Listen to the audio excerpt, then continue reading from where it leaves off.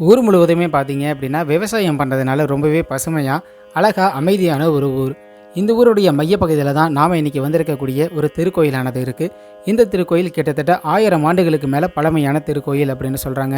தேவார பாடல் பெற்ற ஸ்தலங்களில் சோழ நாட்டுடைய காவிரி கரையின் தென்கரை தலங்களில் சம்பந்தரும் அப்பரும் பாடல் பாடிய தலம் தான் இது. இது 14வது சிவஸ்தலமாக இங்கே விளங்குது. ஒட்டுமொத்தமாக இருக்கக்கூடிய 276 பாடல் பெற்ற ஸ்தலங்களில் இது 77வது சிவஸ்தலமாக விளங்குது. இந்த திருக்கோயிலுக்கு உள்ள நுழைவதற்கு முன்னாடியே கல்லால் ஆன ஒரு பலிபீடத்தை நம்மளால் பார்க்க முடியுது. அதற்கடுத்ததான் நந்தியம் பெருமானுடைய சிலையையும் நம்மளால் பார்க்க முடியுது. இந்த திருக்கோயிலுக்கு உள் நுழைவதற்கு முன்னாடியே நம்மளுடைய வலதுபுறம் பார்த்தீங்க அப்படின்னா இங்கே இருக்கக்கூடிய இறைவியான மங்கையர்க்கரசியோடைய சன்னதியானது அமைஞ்சிருக்கு. அம்பாளுடைய சன்னதியை ஒட்டினது போலவே ஒரு வசந்த மண்டபமும் இருக்குது. இந்த தலத்துக்கு நம்ம உள்ள நுழைவதற்கு முன்னாடி அங்கங்கே இருக்கக்கூடிய சின்ன சின்ன விஷயங்களை நம்ம பார்த்துட்டு போயிடலாம். உள்ளர நுழைவதற்கு முன்னாடியே பார்த்தீங்க அப்படின்னா கல்லால் செய்யப்பட்ட 2 துவார பாலகர்களுடைய சிலையானது இருக்குது. இந்த 2 சிலைகளுமே பார்த்தீங்க அப்படின்னா அங்கங்கே சின்ன சின்னதாக சிதைவுகள்லாம் ஏற்பட்டிருக்கு. அதுக்கு அடுத்ததாக பார்த்தீங்க அப்படின்னா 3 நிலைகள் இருக்கக்கூடிய சிறிய ராஜகோபுரமானது இருக்குது. இந்த ராஜகோபுரத்தை தாண்டி நம்ம உள்ளார சன்னதிக்குள்ளார போனோம் அப்படின்னா மிகப்பெரிய பிரம்மாண்டமான மகா மண்டபமானது இருக்குது. இந்த மகா மண்டபத்துடைய தூண்களில் பார்த்தீங்க அப்படின்னா அழகிய அமர்ந்த நிலையில் இருக்கக்கூடிய ஒரு விநாயகரும், அடுத்த தூணில் பார்த்தீங்க அப்படின்னா நர்த்தன நிலையில் இருக்கக்கூடிய ஒரு விநாயகருடைய சிற்பமானது செதுக்கப்பட்டிருக்கு. இந்த திருக்கோயிலானது திருமண தடையை நீக்கக்கூடிய ஒரு தலமாக விளங்குறதுனால இந்த திருத்தலத்தில் ஆங்காங்கே பார்த்தீங்கன்னா இந்த திருத்தலத்துடைய சிறப்புகள் எல்லாமே போர்டில் வச்சுருக்காங்க. மகாமண்டபத்துக்கு அடுத்தபடியாக இறைவன் வீற்றிருக்கக்கூடிய சன்னதியை நோக்கி நம்ம நகர்ந்தோம் அப்படின்னா அந்த மகாமண்டபத்துடைய வலதுபுறம் முழுவதுமே ஆங்காங்கே சிவலிங்கங்கள் அமைக்கப்பட்டிருக்கிறத நம்மளால் பார்க்க முடியுது. இங்கே பார்த்தீங்கன்னா முழுமையாகவே கிட்டத்தட்ட இந்த திருக்கோயிலில் 108 சிவலிங்கங்களானது இருக்குது அப்படின்னு சொல்கிறாங்க. இந்த சிவலிங்கங்களை தாண்டி நம்ம வந்தோம் அப்படின்னா நம்மளுடைய இடதுபுறமாக நம்மளுடைய ஆள் உயரத்துக்கு இருக்கக்கூடிய ஒரு கணபதியுடைய திருவுருவமானது இருக்குது. அவருடைய அருகிலேயே பார்த்தீங்கன்னா மற்றொரு சிறிய சிவலிங்கமும் இருக்குது. இந்த சிறிய சிவலிங்கத்திற்கு வலதுபுறமாக நீங்கள் பார்த்தீங்க அப்படின்னா நம்மளுடைய உயரத்திற்கு இருக்கக்கூடிய அருள்மிகு சுப்பிரமணியருடைய சிற்பமானது இருக்குது. இந்த சுப்பிரமணியருக்கு அப்படின்னு சொல்லி மற்றொரு சிறப்பானது இருக்குது. அதை இந்த பதிவுடைய பிற்பகுதியில் நம்ம பார்க்கலாம். அதற்கு அடுத்ததாக இந்த திருக்கோயிலில் இருக்கக்கூடிய இறைவனை பற்றி அப்பரும் திருஞான சம்பந்தரும் பாடியிருக்காங்க அப்படின்னு சொன்னேன் இல்லையா, அந்த தேவார பதிகங்கள் எல்லாமே இந்த திருக்கோயிலில் கல்வெட்டுகளாக பதிக்கப்பட்டிருக்கு. மகாமண்டபத்துக்கு அடுத்ததாக இறைவன் வீற்றிருக்கக்கூடிய சன்னதியை நோக்கி நம்ம நகர்றோம்.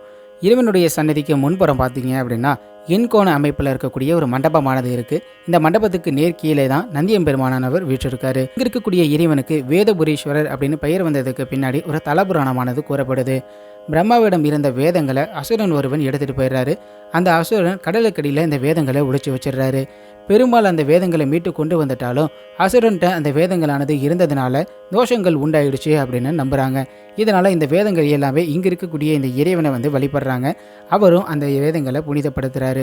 இறைவனுடைய அருளால் புனிதமடைந்த வேதங்கள் எல்லாமே இறைவனிட்ட ஒரு வேண்டுகோளை வைக்கிறாங்க. வேதங்களுக்கு அருள் புரிந்த ஈஸ்வரனானவர் வேதபுரீஸ்வரராக இந்த திருத்தலத்திலேயே இருந்து வரும் பக்தர்களுக்கு அருள் பாலிக்கணும்னு கேட்டுக்கிறாங்க. வேதங்களுடைய வேண்டுகோளின்படி இறைவனும் இங்கேயே வீட்டிலிருந்து வரும் பக்தர்களுக்கு வேதபுரீஸ்வரராக அருள் பாலிக்கிறாரு. மற்றொரு சமயம் பிரம்மாவானவருக்கு ஒரு சாபமானது பிடிக்குது. அந்த சாபத்திலிருந்து விமோசனம் பெறணும் அப்படிங்கிறதுனால இந்த தளத்தில் இருக்கக்கூடிய இறைவனை வழிபடுறாரு. பிரம்மாவிற்கு மற்றொரு பெயராக வேதி அப்படின்னு குறிப்பிடுறாங்க. அந்த வேதியான பிரம்மா இங்கே வழிபட்டதுனால வேதிக்குடி அப்படின்னு அழைக்கப்பட்டு வந்திருக்கு. பின்னாடி திரு அப்படிங்கிற மரியாதை நிமித்தமான வார்த்தையை சேர்க்கப்பட்டு திருவேதிக்குடி அப்படின்னு அழைக்கப்பட்டு வந்திருக்கு. அருள்மிகு வேதபுரீஸ்வரருடைய சன்னதியில் உள்ள நுழைஞ்சோனையே நமக்கு கண்ணுக்கு முக்கியமாக படக்கூடிய ஒரு சன்னதி அப்படின்னா ஒரு விநாயகருடைய சன்னதி. அழகாக மூச்சகரோடு இருக்கக்கூடிய இந்த விநாயகருடைய சன்னதியில் ஒரு மிகப்பெரிய சிறப்பானது இருக்குது. அது என்ன அப்படின்னா நம்ம முன்பே சொன்னது போல் இந்த தலத்திற்கும் வேதங்களுக்கும் நிறைய தொடர்பானது இருக்குது. வேதங்களை அதிகமாக கேட்கறதுக்கு விருப்பம் இருக்கக்கூடிய ஒரு இறைவன் அப்படின்னா விநாயகர் அப்படின்னு சொல்லலாம். இந்த தலத்தில் இருக்கக்கூடிய இந்த விநாயகரை சற்று நீங்கள் உற்று நோக்குனீங்க அப்படின்னா தலையை கொஞ்சம் சாட்ச மாதிரி இருப்பார். இதற்கு என்ன காரணம் சொல்கிறாங்க அப்படின்னா இங்கே இருக்கக்கூடிய அந்த இறைவன் 4 வேதங்களையும் தொடர்ச்சியாக கேட்டுக்கிட்டே இருக்காரு அப்படின்னு சொல்கிறாங்க. அதனால் இவருடைய பெயரே பார்த்தீங்கன்னா வேத பிள்ளையார் அப்படின்னு சொல்கிறாங்க. இல்லைனா செவி சாய்ந்த விநாயகர் அப்படின்னு குறிப்பிடுறாங்க. அடுத்ததாக இறைவனை தரிசனம் பண்ணி முடிச்சுட்டு திரும்பவும் நம்ம மகாமண்டபத்துடைய முன்புறம் வந்துட்டோம். இதில் பார்த்தீங்கன்னா முன்புறமே ஒரு பெரிய போர்டு வச்சுருக்காங்க. திருமண திருத்தலம் திருவேதிக்குடி அப்படின்னு. அதாவது இங்கு தளத்தில் இருக்கக்கூடிய இறைவனை நீங்கள் வேண்டிக்கிட்டீங்க அப்படின்னா கூடிய விரைவில் உங்களுக்கு திருமணம் நடக்கும் அப்படின்னு சொல்கிறாங்க. இந்த திருக்கோயிலுடைய பிரகாரமானது ரொம்பவே சிறப்பு வாய்ந்தது அப்படின்னு குறிப்பிடுறாங்க. ஏன்னா இங்கே முழுவதுமே பார்த்தீங்கன்னா 108 சிவலிங்கங்களானது பிரதிஷ்டை செய்யப்பட்டிருக்கு. இந்த பிரதிஷ்டை செய்யப்பட்டிருக்கக்கூடிய 108 சிவலிங்கங்களுமே ஆரம்பத்தில் வீரசிங்கம்பட்டியில் இருந்த ஆயிரத்தளி கோயிலில் இருந்தவை அப்படின்னு குறிப்பிடுறாங்க. புகழ்மிக்க சூரிய பூஜை நடைபெறக்கூடிய திருத்தலங்களில் இந்த திருத்தலமும் ஒன்று. பங்குனி மாதம் 13, 14, 15 ஆகிய தேதிகளில் இங்கே இருக்கக்கூடிய சுவாமியின் மீது சூரிய ஒளியானது விழுது. இந்த சூரிய பூஜை அப்படின்னு குறிப்பிடுவாங்க. இந்த சிவஸ்தலத்துக்கு நேர் எதிரே பார்த்தீங்க அப்படின்னா ஒரு தீர்த்தமானது இருக்குது. இங்கே இருக்கக்கூடிய இறைவனுடைய பெயராலேயே வேத தீர்த்தம் அப்படின்னு அந்த தீர்த்தமானது அழைக்கப்படுது.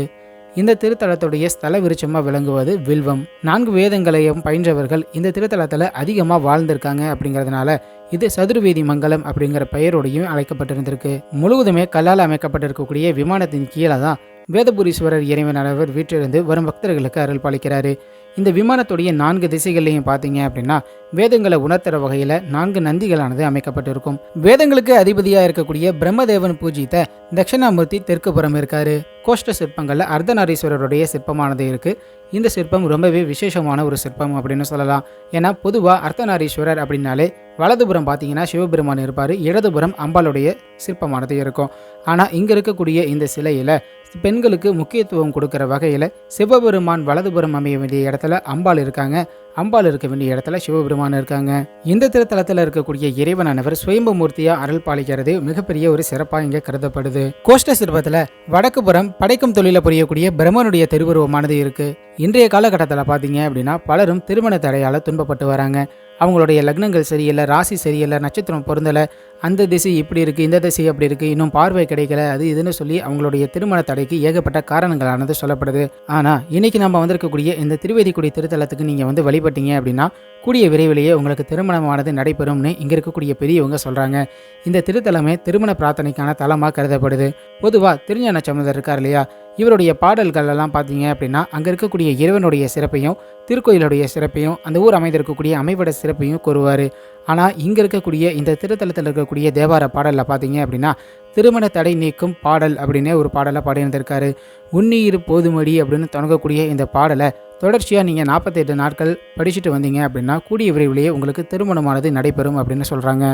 மற்றொரு திருஞான சம்பந்தருடைய பாடலில் பார்த்தீங்க அப்படின்னா திருமண தோஷம் நீங்கி ஆண்களும் பெண்களும் மகிழ்ச்சியோட திருமண சடங்குகள் செய்து முறைப்படி திருமணம் செய்து கொள்ளக்கூடிய தலம் அப்படின்னு இந்த தலத்தை நேரடியாகவே திருமண தலம்னு குறிப்பிட்டிருக்காரு அப்படின்னு குறிப்பிட்றாங்க. இந்த திருத்தலத்தில் வேண்டிக்கிட்டா திருமணமானது நடைபெறும் அப்படின்னு சொல்லுவதற்கு மற்றொரு கதையும் சொல்லப்படுது. சோழமன்னன் ஒருவனுடைய மகளுக்கு ரொம்ப நாளாக திருமணமானது நடைபெறாமல் தடைப்பட்டு வந்துக்கிட்டே இருந்திருக்கு. இதனால் மன்னனும் ரொம்பவே வருத்தத்தில் இருந்திருக்காரு. ஒரு முறை அவர் இந்த திருக்கோயிலுக்கு இங்கே இருக்கக்கூடிய இறைவியான மங்கையர்க்கரசி அம்மனை தரிசனம் பண்ணி வேண்டிக்கிட்டதாகவும் அதுக்கு அப்புறமா அவருடைய மகளின் திருமணம் ரொம்ப விரைவிலேயே நடந்ததாக சொல்கிறாங்க. இதனால் அந்த பெண்ணுக்கு செல்லமாக அவர் மங்கையர்க்கரசின்னு இந்த தளத்தில் இருக்கக்கூடிய இறைவியோடைய பெயரையே சூட்டினார் அப்படின்னு சொல்கிறாங்க. அதன் பிறகு அந்த மன்னரால் இந்த திருக்கோயிலுக்கு பல திருப்பணிகளும் நடந்தது அப்படின்னு குறிப்பிடுறாங்க. செவ்வாய் தோஷத்தால் திருமண தடை உள்ளவங்க இங்கே இருக்கக்கூடிய சுப்பிரமணியருக்கு அபிஷேகம் செய்து வேண்டிக்கிட்டாங்க அப்படின்னா கூடிய விரைவிலேயே அந்த தோஷத்தால் ஏற்பட்ட திருமண தடையானது நீங்கும் அப்படின்னு சொல்கிறாங்க. புதியதாக திருமணமாக வேண்டியவங்களுக்கு மட்டும் இல்லாமல் ஏற்கனவே திருமணமாகி அவங்களுடைய குடும்பத்தில் இருக்கக்கூடிய பிரச்சனைகளும் இல்லைனா கணவன் மனைவிக்கு இடையே இருக்கக்கூடிய சின்ன சின்ன விரிசல்களாக இருந்தாலும் சரி, ஒற்றுமை குறைவுகளாக இருந்தாலும் சரி, இந்த தலத்திற்கு ஒன்றா அவங்க வழிபட்டாங்க அப்படின்னா அவங்களுக்கிடையே இருக்கக்கூடிய அந்த மனஸ்தாபங்கள் எல்லாமே நீங்கி அவங்களுடைய வாழ்க்கையானது செழிக்கும் அப்படின்னு சொல்கிறாங்க. இந்த திருக்கோயிலுடைய பிரகாரத்தில் 108 சிவலிங்கங்களும் விநாயகர், வள்ளி தெய்வானை சமேத சுப்பிரமணியர், லக்ஷ்மி நாராயணர், ஆஞ்சநேயர், தல வில்வம், சண்டிகேஸ்வரர் போன்ற சன்னதிகள் தனித்தனியே அமைந்திருக்கு. இது மட்டும் இல்லாமல் கோஷ சிற்பங்களில் தட்சிணாமூர்த்தி, அர்த்தநாரீஸ்வரர், பிரம்மதேவனுடைய திருவுருவங்களானதும் இருக்குது. அருகே துர்கையும் இருக்காங்க. வேதங்களுக்கெல்லாம் அதிபதியாக விளங்கக்கூடிய பிரம்மதேவனே இங்கே இருக்கக்கூடிய இறைவனை வழிபட்டிருக்காரு. அப்படிங்கிறதுனால பள்ளிகளில் பெற்றோர்கள் பிள்ளைகளை சேர்க்கறதுக்கு முன்னாடி இங்கே இருக்கக்கூடிய இந்த இறைவனை வழிபடுறாங்க. குறிப்பாக சரஸ்வதி பூஜை அன்னைக்கு இங்கே இருக்கக்கூடிய சிவனுக்கு விசேஷ பூஜைகள்லாம் செய்து வழிபடுறாங்க. இந்த திருக்கோயிலுடைய சிறப்புகளில் குறிப்பிடத்தகுந்த மற்றொரு முக்கியமான சிறப்பு அப்படின்னா உலக புகழ்மிக்க திருவையாறு சப்பஸ்தான நிகழ்வு இருக்கு இல்லையா, அந்த நிகழ்வில் நடைபெறக்கூடிய 4வது திருக்கோயில் தான் இன்றைக்கி நம்ம வந்திருக்கக்கூடிய இந்த திருவேதிக்குடி திருக்கோயில். நந்தியம்பெருமானுக்கும் சுயசாம்பிகைக்கும் ஒரு பங்குனி மாதம் புனர்பூச நட்சத்திரத்தில் சுபநாள் கூடிய நன்னாளில் திருமலப்பாடியில் திருமணம் நடத்த முடிவு செய்கிறாரு ஐயாரப்பர். அதற்காக சுற்றி இருக்கக்கூடிய 7 ஊர்கள்லேருந்து 7 பொருட்களை அவர் சேகரிக்கிறாரு. திருமணத்துக்கு தேவையான பழங்களெல்லாம் கொடுத்த ஊர் தான் திருப்பழனம். விருந்துக்கு தேவையான அனைத்து பொருட்களையும் கொடுத்த ஊர் தான் திருச்சோற்றுதுறை. கண்டராபங்களை கொடுத்த ஊர் தான் திருக்கண்டியூர். மலர்களையும் மாலைகளையும் வழங்கிய ஊர் தான் திருப்பூந்துருத்தி. ஹோமங்களுக்கு தேவையான நெய்யை வழங்கிய ஊர் தான் திருநெய்தானம். இந்த திருமண சடங்கெல்லாம் முழுமையாக சிறப்பாக நடத்தி வைக்கிறதுக்காக வேதமறிந்த வேதியர்கள் எல்லாமே இந்த திருவேதிக்குடியிலேருந்து தான் அங்கே போயிருக்காங்க. அதற்காக நன்றி தெரிவிக்கிற வகையில் தான் வருடம் அறம் வளர்த்த நாயகியோட ஐயாரப்பர் சித்திரை மாதத்தில் புதுமண மக்களான நந்தியம்பெருமான் சுயசாம்பிகையோட இந்த திருத்தலத்துக்கு வந்து அவங்களுக்கு நன்றி தெரிவிக்கிறாங்க. அதோட இங்கே இருக்கக்கூடிய இறைவனையும் உடன் அழைச்சி போகிறாங்க. இந்த நிகழ்வானது ஏலூர் வளம் அப்படின்னு அழைக்கப்படுது. இந்த திருத்தலத்தை பற்றி தேவாரங்களில் மட்டும் இல்லாமல் அருணகிரிநாதர் தன்னுடைய திருப்புகள்லையும் குறிப்பிட்டிருக்காரு. பிரகாரம் முழுமையாக வளம் வந்துட்டு நடராஜர் மண்டபம் அருகே இருக்கக்கூடிய ஏலூர் திருவிழாவின் முக்கிய நாயகர்களாக விளங்கக்கூடிய 7 ஊர்களில் இருக்கக்கூடிய இறைவன்களுடைய திருவுருவங்கள் ஒன்றாக இருக்கிறத நம்மளால் பார்க்க முடியுது. திருவேதிக்குடி திருத்தலத்தில் இருக்கக்கூடிய இறைவனுடைய சிறப்புகளையும் இந்த ஆலயத்துடைய சிறப்புகளையும் நம்ம முழுமையாக பார்த்துட்டோம். இப்போ தென் திசை நோக்கி இருக்கக்கூடிய இறைவி மங்கையர்க்கரசியுடைய சன்னதிக்கு போகலாம். இந்த தலத்தில் அருள் பாலிக்கக்கூடிய அம்பிகையானவங்க பெண்களுக்கு அரசியாக இருந்து அவர்களுக்கு மங்களகரமான வாழ்க்கையை அமைத்து தருவதால் மங்கையர்க்கரசி அப்படின்னு பெயரோடு அழைக்கப்படுறாங்க. ஆடி மாதமும் தை மாதமும் வரும் வெள்ளிக்கிழமை அன்று இங்கே இருக்கக்கூடிய இறைவிக்கு சந்தன காப்பு சிறப்பு அலங்காரமானது செய்யப்படுது. மாங்கலிய தோஷம் இருக்கக்கூடிய பெண்கள் அவங்களுடைய தோஷ நிவர்த்திக்காக இங்கே இருக்கக்கூடிய இறைவிக்கு மஞ்சள் புடவையும் தாலியும் அணிவித்து வழிபடுறாங்க. நீங்களும் இந்த திருக்கோயிலுக்கு வரணும் அப்படின்னா இந்த திருக்கோயில் தஞ்சாவூர்லேருந்து திருவையாறு போகக்கூடிய வழியில் இடையே திருக்கண்டியூர் அப்படின்ற ஊர்லேருந்து தாராளமாக இங்கே வரலாம். இந்த திருக்கோயிலுக்கு வருவதற்கு உரிய கூகுள் மேப் லிங்க் ஆனது இந்த வீடியோவுடைய டிஸ்கிரிப்ஷனில் நாங்கள் கொடுக்குறோம். இது மட்டும் இல்லாமல் இந்த திருக்கோயிலானது தினமும் காலையில் 10:30 12